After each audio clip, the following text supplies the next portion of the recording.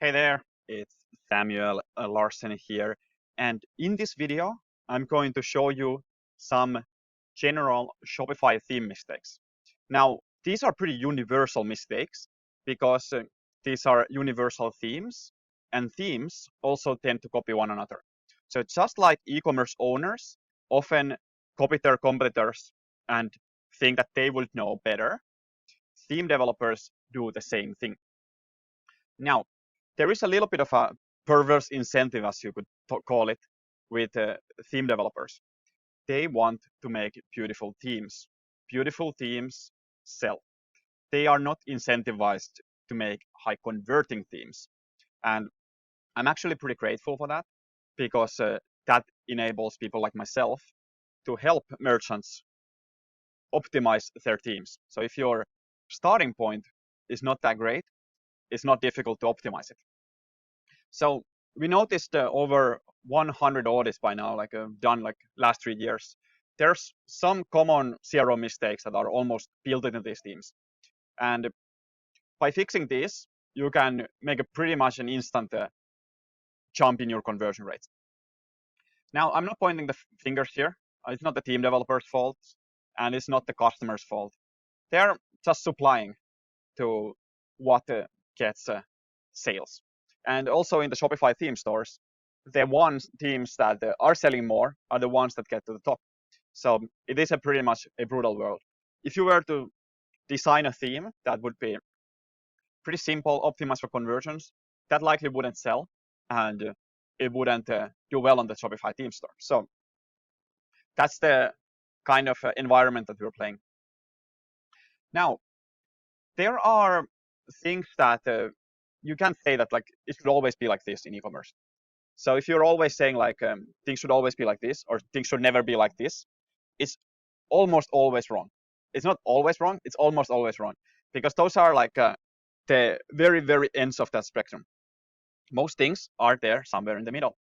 But there are some things that are almost always wrong, and we're going to go over some of them in this video. That said, let's jump into it. So first item on my list is cart icons that are not prototypical. What does it mean? In e-commerce, you have customers that are used to shopping on certain looking sites. If you break that pattern by not being prototypical, meaning conventional, meaning standard in some parts, you're actually confusing the visitor. So visitors have this automatic brain programming built into them where they are almost subconsciously noticing some elements on the page and then associating, all right, this is an e-commerce site. This looks familiar. This looks safe. And if you're playing around with icons, trying to be very unique and differentiate your store that way, you're making a mistake.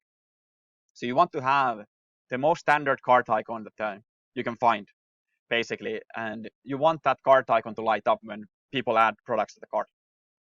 If you, for example, have this spelled out, we still see these text cards. You have cart, and then you have brackets, and then number of products you have. That is not good because it can be confused with the main menu. And people cannot make sense of that by just looking at it.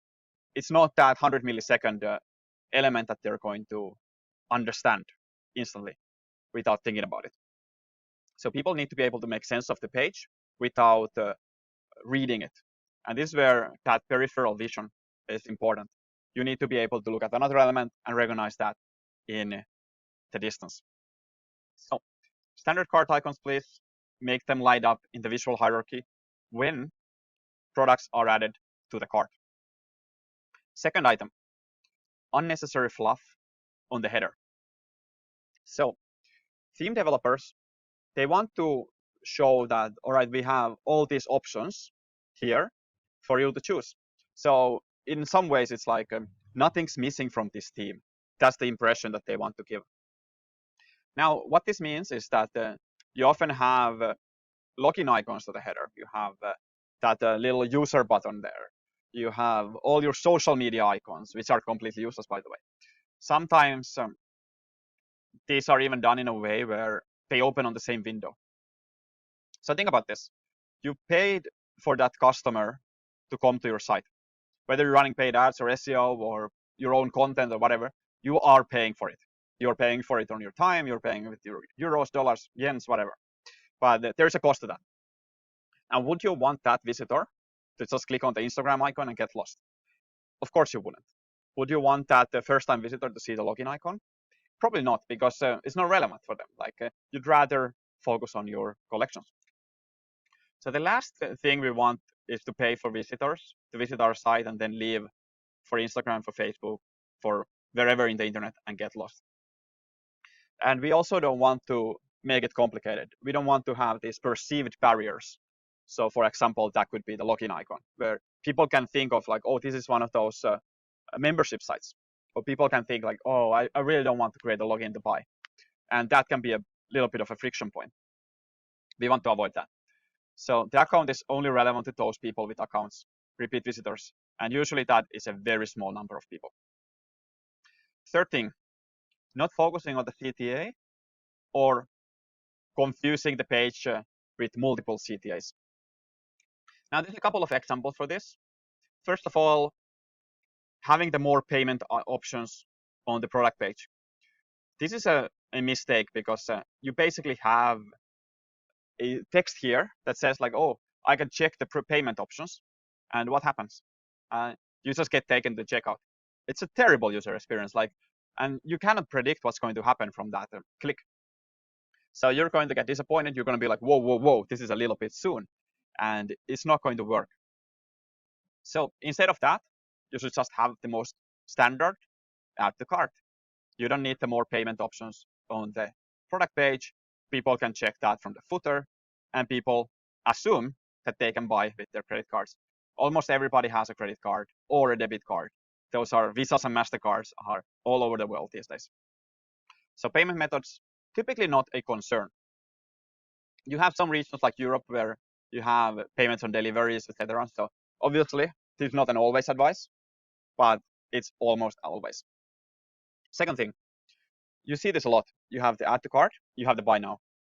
Now, these are two CTAs basically doing the same thing, but they all appear very similar. So why are you making your customers choose? So instead of the buy now button, just have the add to cart. That is what they're doing. And then you have the option for them to also buy multiple ones. The conversion path is not that much more complicated with just the buy or the add to cart button rather than the buy now button.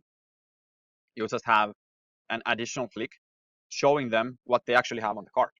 Because if you skip this, you might have that little bit of confusion like, okay, what are the exact items? So you are confirming this. If you just have the buy now button, we notice a lot is that you are putting that abandonment to the next step. So you'll have a more checkout abandonment instead of cart abandonment. But your overall conversion rates will be even worse. So no need to have that competing CTA, and no need to have those like PayPal buttons on the product page. Just have them go to the cart, and there you have all those options available. The same goes with the cart page.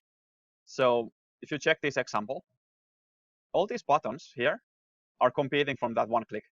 So instead of it being a straightforward thing where you have people click on add to cart or like click on proceed to checkout rather, and instantly understanding where they're going, you have this massive barrage of buttons.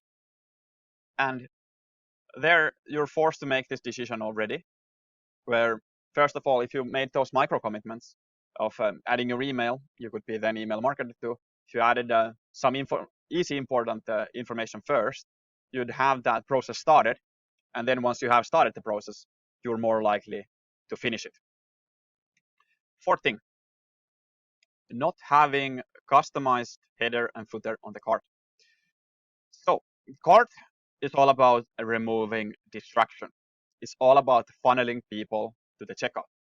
So if you have a dedicated cart page, you can optimize this by eliminating the fluff. You can answer those questions that people generally have about shipping, refunds, etc. But that's all that people should be focused on. Now, if you are squeezing this like by removing the header and footer, you can have at the button stating that continue shopping on the top left of the desktop version, and top on the mobile version with a lower visual hierarchy where it won't stand out that much.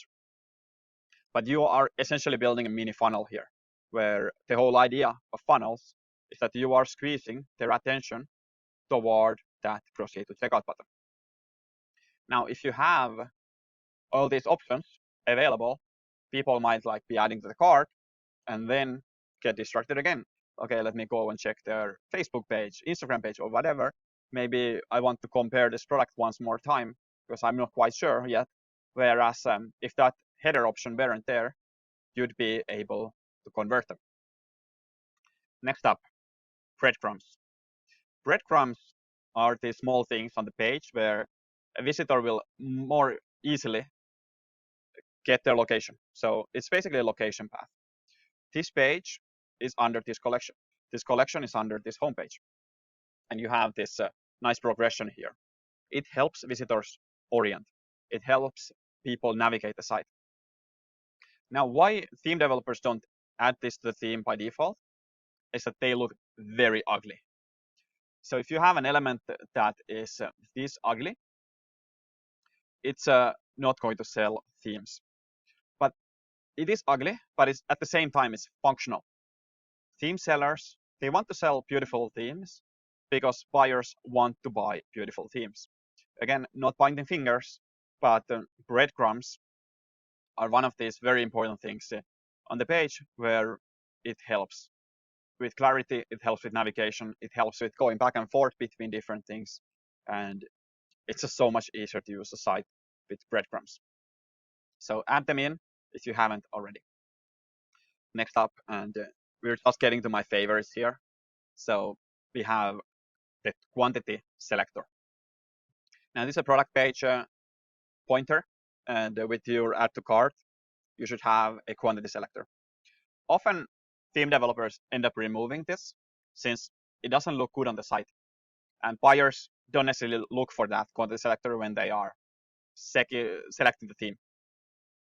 So this doesn't look good on the site, and especially on mobile, it's kind of awkward to have that quantity selector. Do you have it on top of the add to cart button? That kind of looks weird. Do you have it on the left-hand side of the add to cart button? Well, then the add to cart button gets kind of squeezed. So it is kind of awkward. And this is, again, like it doesn't look as sexy as it could be without the quantity selector. So most theme developers, or many of them, end up removing it. But consider this. It might actually help your conversion rate to not have it, because you'll have all the focus on the add to cart button. But then what happens to your average order value?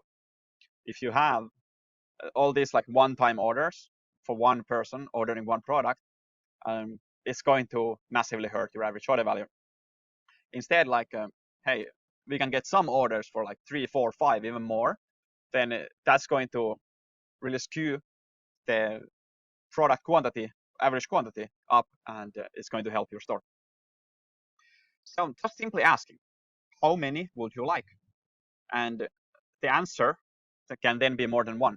But if you don't ask them, there's no chance that you're going to get the answer, I would like more than one. You're always just going to get that one. So second to last pointer, and this is a very, very bit of a one that I always end up pointing out. With Shopify, you have the option now to have the theme update the quantity on the cart page when that quantity is changed. So you don't need to update the cart button anymore. So instead of having that like back to store, update the cart, proceed to checkout, you can just have that back to the store, not even being a button, just a little text link there. You have your focus cart, footer and header, and then you're squeezing them. If they want more quantity, auto update the quantity. No need to have the button. So you have that functionality done with JavaScript, and then you have more focus on those important buttons. There's also a side point here. Most teams say that the shipping and taxes are calculated at checkout, but it's not really needed. It's sort of an obvious point. If you have not yet filled in your address, we cannot know your shipping. So just having that calculated at checkout statement is not needed. that's what everybody's expecting. Like if you don't have your location yet, we cannot really say like, okay, this is your VAT or GST or whatever you're using. Last thing, a very one that is very common as well. They are the aggressive / premature call to actions. Now, if you're going to a shop and you have the shopkeeper saying like, buy now and check out now, like that's like, whoa. That's again, like that's a little bit of pressure. What you probably want to do first is like view the product. Even on like a grocery store, if you have never seen the product before, you might look at the ingredients, what's in it, how many calories, or you might want to see a little bit more product images of that product, like how would it look like on this kind of model if it's a clothing store, for example. So we find out that changing buy now to view product on product related call to actions works a lot better, because it is a CTA that is less pressure and it's more aligned to the buyer's goals. You want to view the product before you buy it. So having that is generally a good thing. Also on the cart page, instead of having checkout now, just having proceed to checkout is a good thing, because then you still have steps after it. You're not actually buying it yet. And by getting that micro commitment first, we can move that visitor into further into checkout. So that tends to work really well. Now there's a little bit of a caveat here. If it's a deal site and you're dealing with a lot of timers and urgency, then you might actually be wise to do the opposite and go with the buy now, shop now, check out now, that kind of thing. But generally, brands, they're not built on timers. They're not built on like that kind of urgency. So people don't want to buy before they view. So don't force them. So that's it. That's some of my checkout optimizations or Shopify theme optimizations. Now, I have also a very popular Shopify checkout optimization video. So if you're running on Shopify, you should definitely check out that video. Because in this video, you're going to see some like pretty straightforward things that are always going to help you. We've tested it over and over again. Then a second video that I'm going to link here is a video about Shopify checkout killers. So there's some ideas there that you can implement, very practical, and you can take your store to the next level. If you haven't yet, make sure to subscribe, like the video, comment which suggestion you like the best, and definitely let me know if you end up making changes to this. If you'd like your store audited by me or my expert team, hit me up at growgurus.com/apply, and we can look into this case and see if we can work together. All right, thank you very much. Take care. See you in the next video.